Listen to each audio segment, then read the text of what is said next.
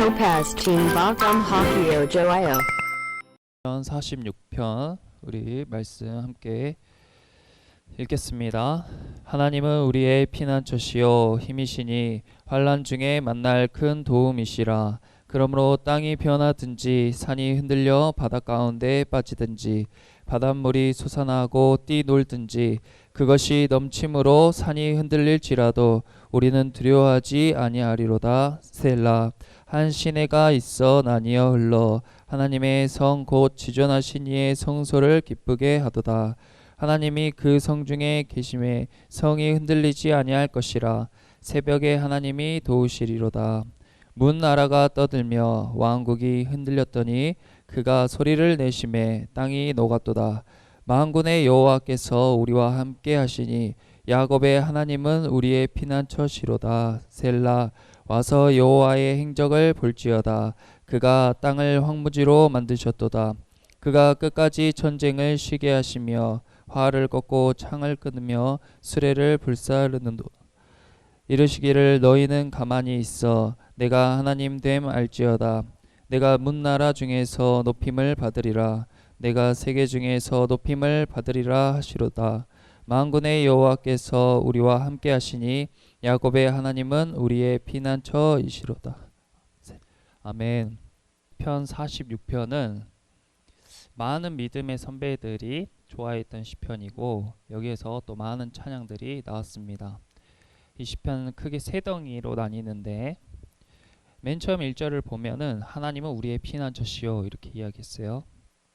7절에 보면 야곱의 하나님은 우리의 피난처시도다 했어요. 또 11절 마지막에 보면 야곱의 하나님은 우리의 피난처시로다 이랬어요. 그래서 이 시편 46편의 주제는 하나님이 우리의 피난처 되신다입니다. 피난처라고 하면은 잘 안 와닿을 수도 있는데 피난처는 피할 곳이란 뜻이에요. 우리는 다 피할 곳이 필요해요. 큰 일을 겪을수록 피할 곳이 필요합니다. 그래서 하나님께서 우리에게 우리가 큰 일을 당했을 때 하나님이 큰 도움을 주시는 겁니다. 그런 면에서 고난이 유익이라고 할 수 있는 거예요. 하나님을 믿는 사람들은 피할 곳이 있고 큰 도움을 받을 곳이 있기 때문입니다. 오늘 이 시편의 배경을 언제라고 정확하게 알 수 없지만 이 시편 기자가 노래하는 이 배경을 성경 가운데 찾아보면 많은 사람들이 이때일 거라고 추측하는 시기가 있어요. 그게 히스기야 왕 때인데 이 히스기야 왕이 종교 개혁을 했어요. 사람들이 형식만 남아버린 그 예배의 모습 그리고 우상을 숭배하는 그런 모습에서 모든 우상을 제하여 버리고 형식을 파괴하고 중심으로 돌아가는 그런 교회 개혁, 종교 개혁을 실시했습니다. 하나님이 기쁘시게 할 만한 일을 했어요. 그런데 그렇게 하나님께서 뜻하시고 하나님이 원하신 일을 힘써서 했는데 그 결과가 무엇이었냐면 아수르라는 제국이 쳐들어와서 이스라엘의 성들을 다 점령해 버리는 거였어요. 성들이 하나하나 다 아수르에게 점령당하고 지배당했어요. 그리고 이제 아수르의 대군이 이스라엘의 수도인 예루살렘을 둘러쌌습니다.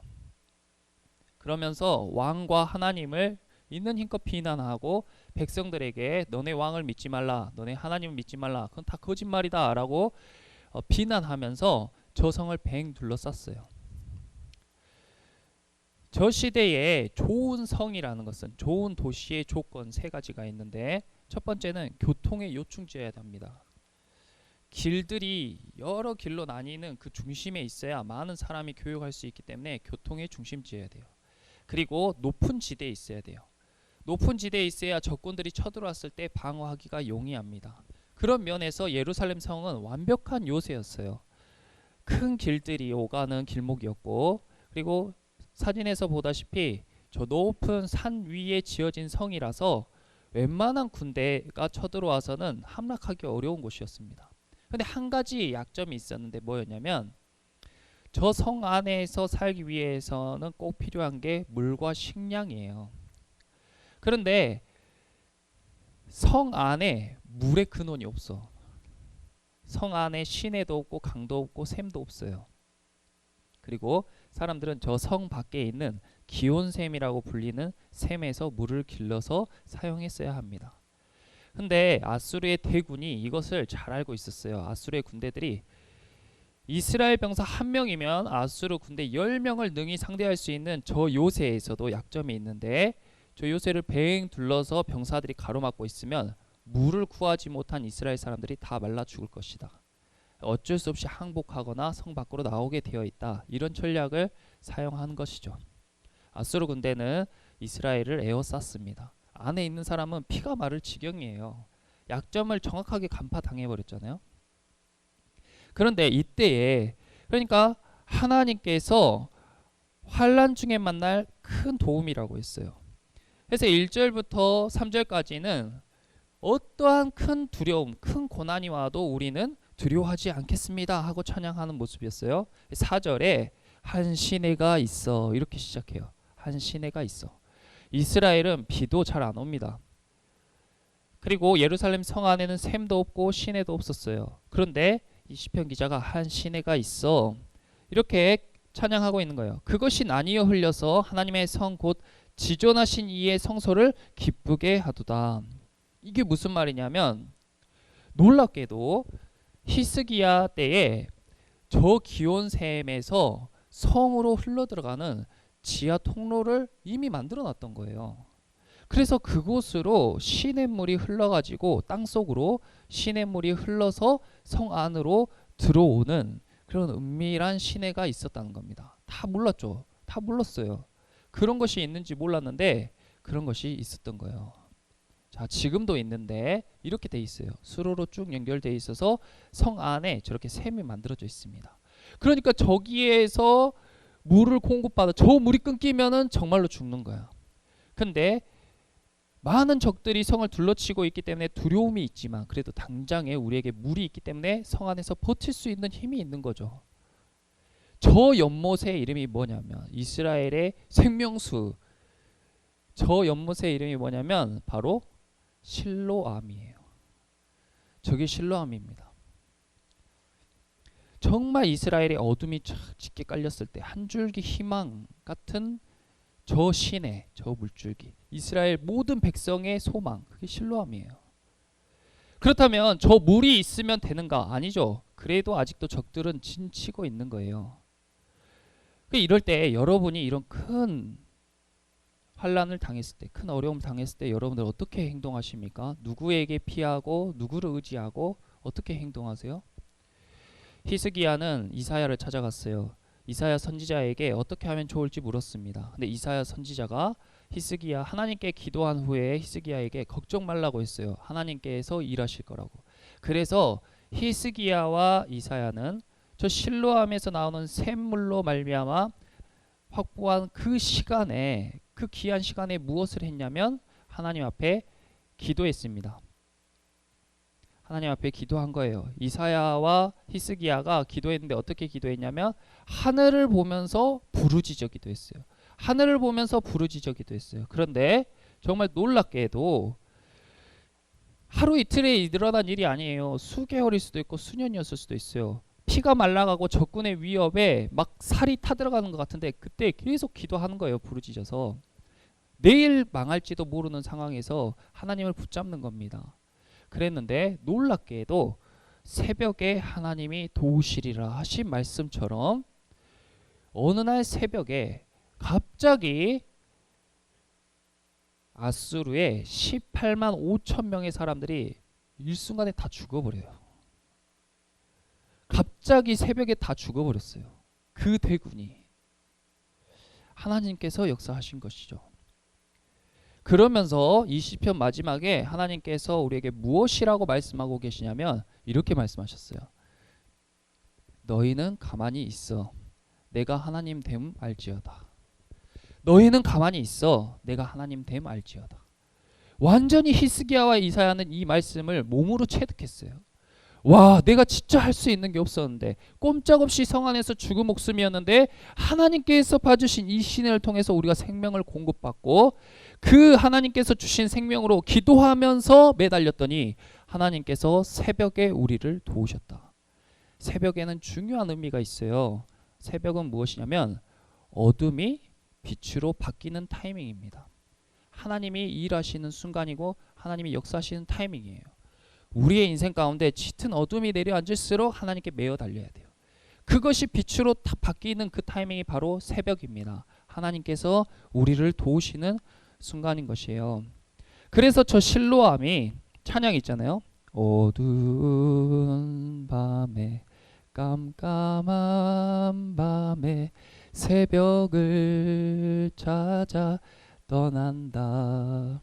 종이 울리고 닭이 울어도 내 눈에는 오직 밤이었소.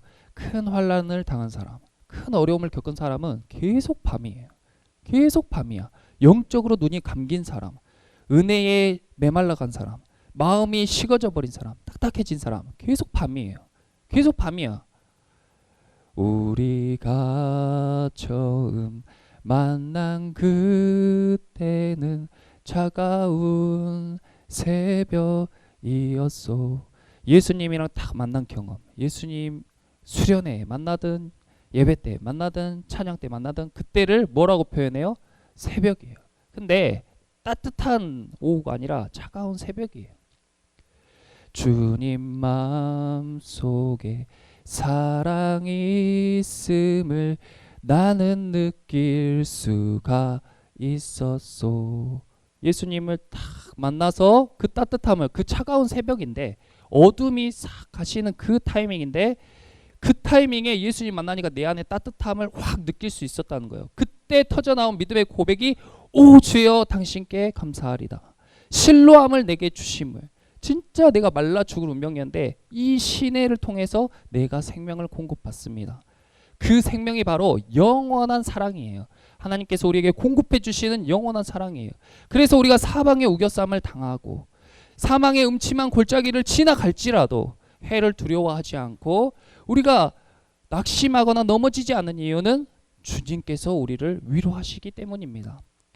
예수님을 의지하는 사람, 예수님을 만난 사람에게 이런 고백이 나오는 거예요.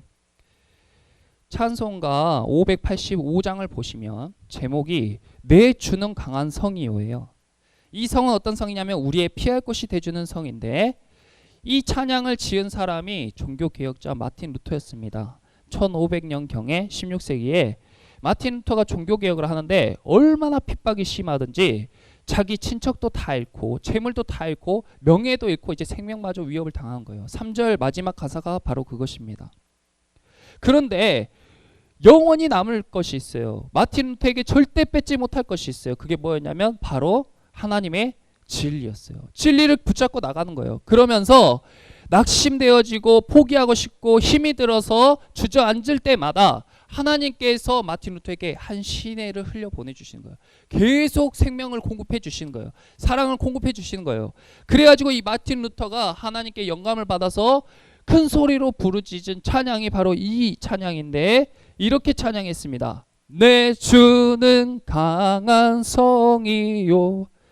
그 어려운 핍박과 고난 속에서 이렇게 찬양한 거예요. 많은 사람에게 에너지를 준 거예요. 낙심하고 포기하고 싶어지고 루터 말이 맞는 것 같았는데 저 사람들 방해가 너무 심하네. 우리가 이 길 따라가다가 정말 우리도 큰일 나겠네 하고 눈치 보고 있던 사람들에게 내 주는 강한 성이요라고 찬양할 때 그 사람들 마음에 희망과 힘이 능력이 막 샘솟게 되는 거예요. 그리고 많은 사람들이 루터를 따라갈 수 있게 되었어요. 그리고 90년대에 올 네이션스라는 찬양단이 있었는데 그 찬양단이 불러서 많은 사람들이 그 당시 따라 불렀던 찬양이 바로 오늘 시편 46편 마지막 11절 10절 너희는 가만히 있어 내가 하나님 됨 알지어다. 너희는 가만히 있어 내가 하나님 됨 알지어다.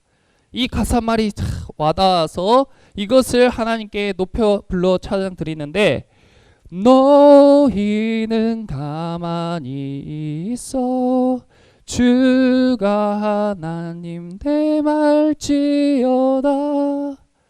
열방과 세계 가운데 주가 높임을 받으리라 하고 여러분들 부모님 세대, 할아버지, 할머니 세대가 눈물 흘리면서 찬양했어요. 하나님이 우리 보고 가만히 있으라는 것은 아무것도 하지 말고 가만히 있으라는 것이 아니고 무엇 하라는 거예요? 가만히 뭐 하라는 거예요? 기도하라는 거예요. 너희 실력으로 뭐 해보려고 이렇게 액션하지 말고 가만히 기도하라는 거예요. 그러면 하나님께서 일하시겠다는 거예요. 우리가 지금 50일 기도를 하고 있는데 기도가 점점 뜨거워지고 있는 것 같습니다. 우리 학생들이 더 이렇게 입을 열어서 크게 부르짖어서 기도했으면 좋겠는데 히스기야와 이사야도 부르짖어 기도했잖아요. 하늘을 보고 하늘에 계신 아버지 하면서 예배를 잘 드려야 돼요. 그리고 먼저 하나님 앞에 부름 받은 사람들이 잘해야 됩니다. 루터가 그런 일을 해야 될 이유가 없어요. 그 친척도 다 잃고 이웃 다 잃고 재물 다 잃고 명예 다 잃고 생명까지 위협받고 그렇게 종교 개혁을 해야 될 이유가 없는 거예요. 이유가 있다면 단 한 가지, 그것이 진리이기 때문에, 그것이 하나님의 부르심이었기 때문에 루터가 그 사명을 감당한 겁니다. 그리고 루터가 기도하며 매어 달릴 때 하나님께서 그것을 해낼 힘과 능력을 공급해 주셨어요. 근데 오늘 저와 여러분도 마찬가지입니다. 예배할 때 하나님 앞에 예배할 때에 잘 준비되어지고 바르게 해야 돼요.